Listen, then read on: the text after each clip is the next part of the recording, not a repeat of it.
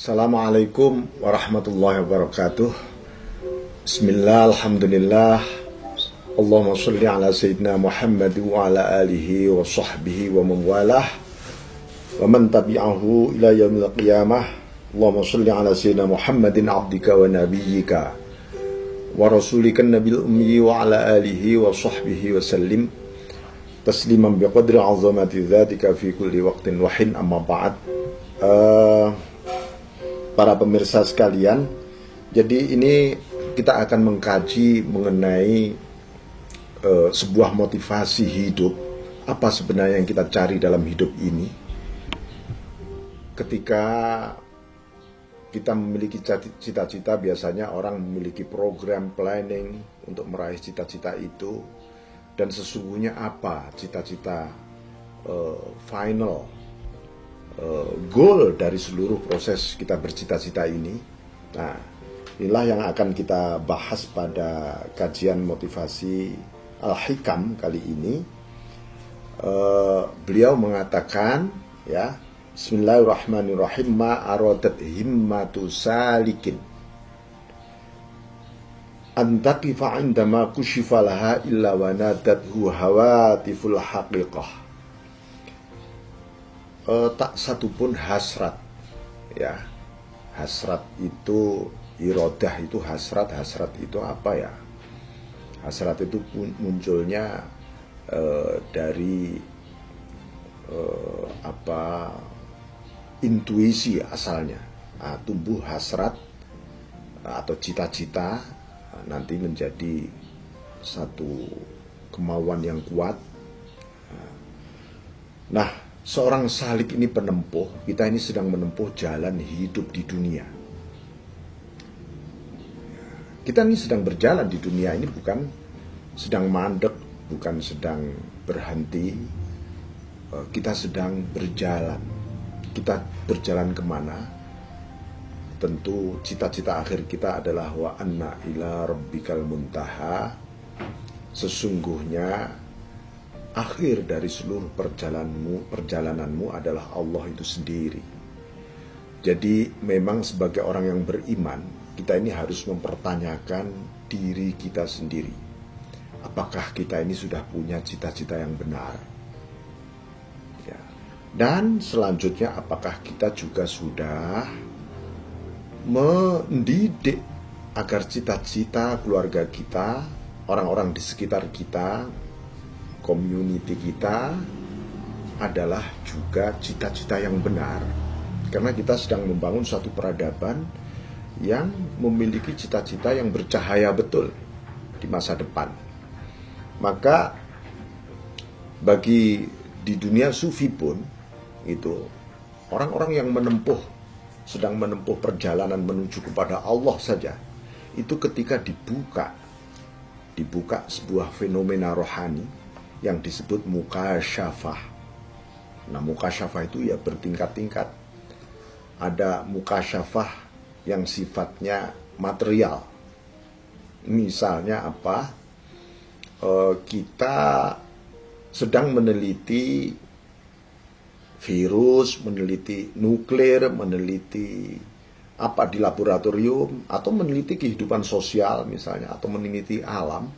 Lalu dibuka rahasia ilmu pengetahuan alam tadi, yang sifatnya fisika ya fisika, yang sifatnya psikologis ya psikologis. Itu yang masih di tahap mukasyafah alam, makhluk, ya, mukasyafah terhadap makhluknya Allah. Nah, di balik itu ada apa? Rupanya ada rahasia-rahasia asma Allah masih. Begitu seseorang itu dibuka rahasianya asma Allah di balik seluruh perjalanan hidup kita ini, orang biasanya mandek, berhenti. Apa dia sebut? Ini kayaknya akhir tujuanku. Ini kayaknya proses spiritual ruhaniyahku sudah nyampe ini. Bayangkan, ya.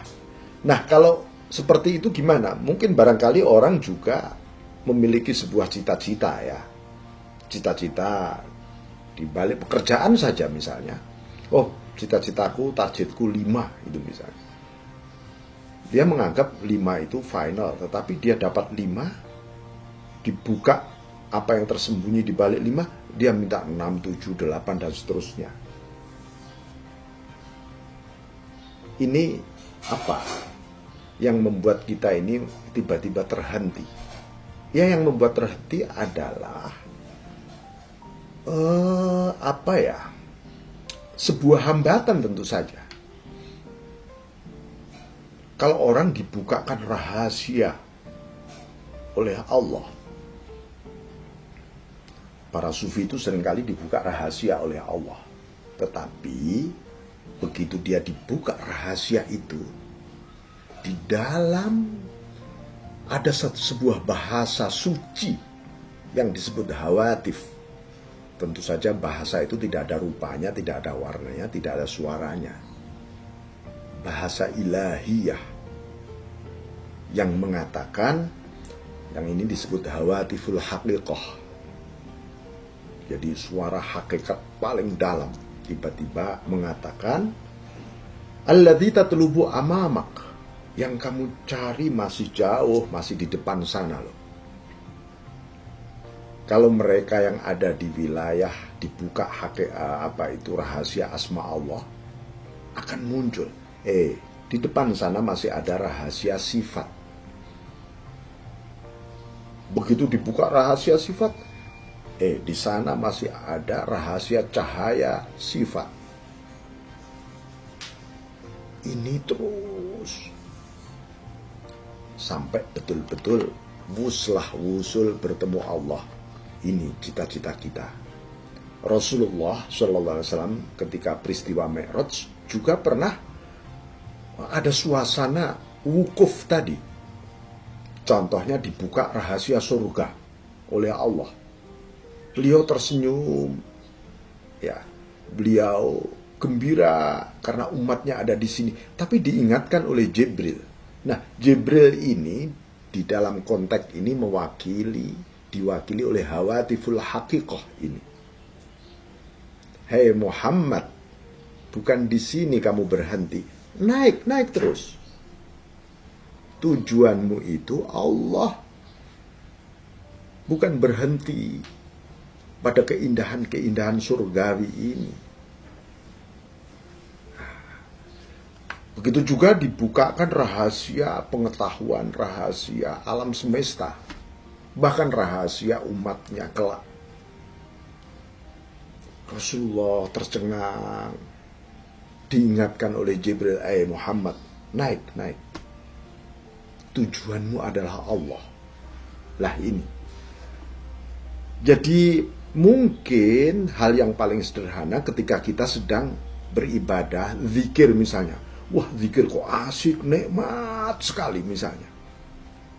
Banyak orang berhenti pada stadium nikmat tadi. Lalu dia katakan, wah kayaknya aku meraih puncak zikir ini.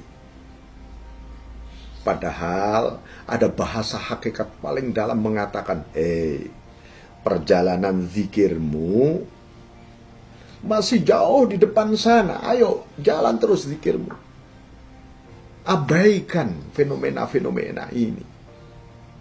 Tujuanmu adalah al-madhkur yang engkau zikiri, yaitu Allah Rabbul Izzah.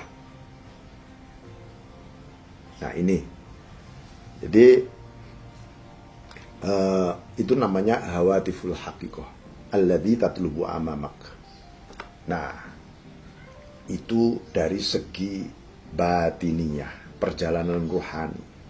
Sekarang perjalanan jasmani, perjalanan fenomena-fenomena alam, fenomena hidup yang tampak oleh kasat mata, yang terdengar telinga, yang bisa diraba, diindera, yang ada di depan mata kita, yang berkaitan dengan ruang dan waktu.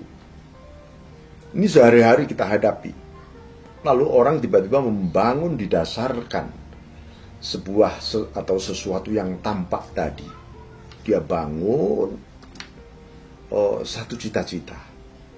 Tentu saja dasarnya adalah sesuatu yang tampak secara visual tadi. Wah, asik ya, sesuatu yang berhubungan dengan konsumsi makanan, sesuatu yang berhubungan dengan fasilitas, sesuatu yang berhubungan dengan karir misalnya, sesuatu yang berhubungan dengan kekayaan-kekayaan harta material. Ini namanya disebut zawahirul mukawwanat, fenomena-fenomena empiris. Nah, manusia ketika wukuf terjebak di fenomena empiris, maka dia akan menganut aliran materialisme, hedonisme, syahwatisme. Itu dunia modern sekarang tentu saja. Orang berburu seakan-akan materialisme ini menjadi penyelamat bagi kehidupan manusia di dunia. Selama manusia yang diburu itu adalah cara pandang empiris, fenomena-fenomena empiris, maka manusia menjadi sangat hina hidupnya. Padahal kalau di Al-Quran itu disebutkan ada satu ayat, innama nahnu fitnatum fala takfur. Jadi kalau kita melihat sesuatu yang material, apakah itu uang, itu barang, atau itu sesuatu yang duniawi yang tampak, status barangkali, mungkin juga jabatan. Kalau Anda bertanya, sebenarnya kamu ini siapa sih? Hai benda, hai status, hai jabatan, hai dan seterusnya kita pertanyakan. Lalu mereka juga akan menjawab. Jawabannya apa? Innama nahnu fitnatum fala takfur. Sesungguhnya aku ini fitnah, aku ini cobaan, aku ini ujian bagimu. Fala takfur, kamu jangan sampai kufur, kamu jangan sampai berhenti.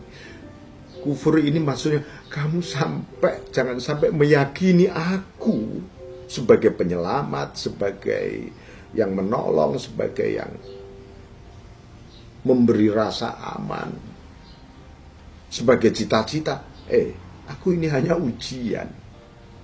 Jadi kita posisikan begitu dulu ya. Jadi ketika kita melihat sesuatu, jangan sampai kita terjebak. Begitu terjebak sebenarnya hati kecil paling dalam membaca rahasia yang dijawab langsung oleh benda tadi. Innama nahnu fitnah fala takfur.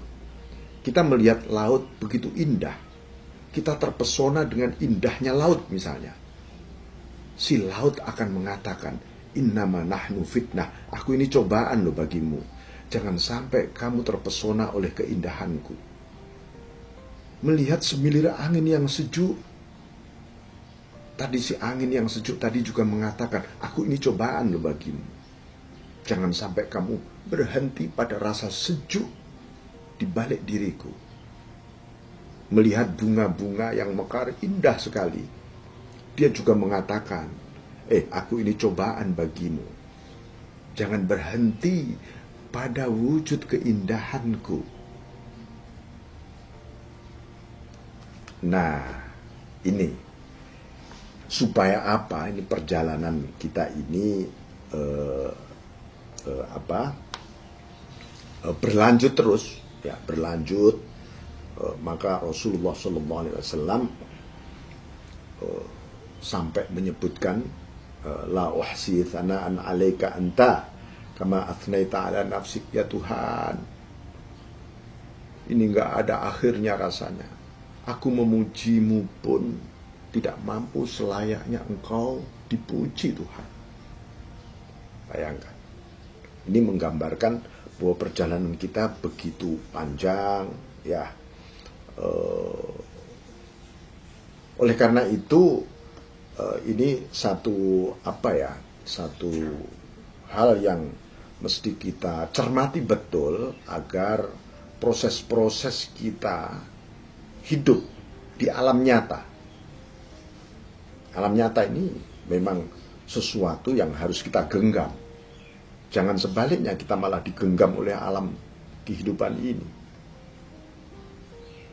Alam ini mestinya oleh Allah kita manusia ini diciptakan oleh Allah sebagai sentral, pusat magnetik. Makanya manusia adalah makrokosmos. Manusia ini makrokosmos, pusat. Kalau sampai manusia ini di dunia ini tidak satupun orang yang sedang berzikir, tidak ada, maka hancur alam ini, dikiamatkan oleh Allah. Kenapa manusia mulai tidak mengingat Tuhan? Karena manusia sedang digenggam oleh alam ini. Lalu dia diperbudak melalui nafsunya, menyembah hawa nafsunya, sampai memberhalakan sesuatu yang material tadi, mukawwanat tadi, ciptaan, alam-alam ciptaan ini. Nah, inilah agama ini diturunkan oleh Allah untuk mengembalikan kepada kita, supaya kita itu memandang al-mukawwin, sang pencipta alam. Maka di depan pernah kita sebutkan la tarhal min kaunin ila kaunin. Janganlah kamu ini berjalan dari alam menuju alam. Kita ini sudah alam, yang kita menjadi cita-cita tujuan hidup kita alam juga. Jadi muter aja ketemunya alam. Warhal minal kaun ilal mukawin. Sekarang berjalanlah dari alam yang tampak ini menuju sang penciptanya. Cepat kita kembali supaya kita tidak terjebak. Mungkin kita akan seringkali mempertanyakan, justru jebakan-jebakan yang tampak terdengar oleh telinga, yang tervisual oleh mata, yang terekam oleh pikiran, ini menumbuhkan sebuah konflik, sebuah rebutan pertarungan yang luar biasa.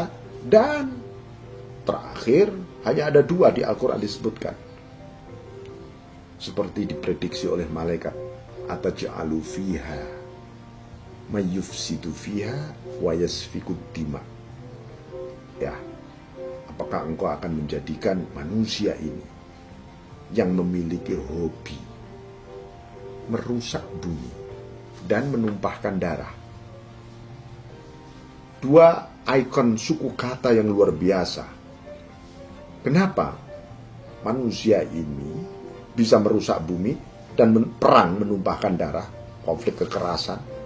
Ini gara-gara terjebak oleh fenomena alam yang digambarkan dengan bumi tadi. Karena bumi itu yang paling mudah, paling nampak secara nyata. Dan dia hidup sehari-hari ya di bumi manusia ini. Nah, ini. Oleh karena itu, masa depan materialisme adalah kehancuran. Masa depan hedonisme adalah kebinatangan. Ya. Dan masa depan nafsu kita, kalau kita biarkan, adalah kegelapan. Karena akan terhijab diri kita di sana. Ya. Jadi kita, oleh karena itu, saya berharap kepada semua siapa saja, ketika terjadi perubahan fenomena alam, fenomena situasi, kondisi, orang beriman jangan sampai goyah, jangan sampai galau, jangan sampai susah. Kenapa? Man amana amina. Siapa yang beriman, aman hatinya. Ini pertama kali. Karena rasa yakin pada Allah itu kunci sukses. Jangan yakin pada alam, jangan yakin pada ciptaan, jangan yakin pada situasi. Yakin pada Allah. Saya kira itu, saudara sekalian. Jadi saya mohon maaf untuk menghantar motivasi ini, ya, supaya hidup kita ini benar-benar menginjak tanah, Jangan sampai seperti hantu melayang. Assalamualaikum warahmatullahi wabarakatuh.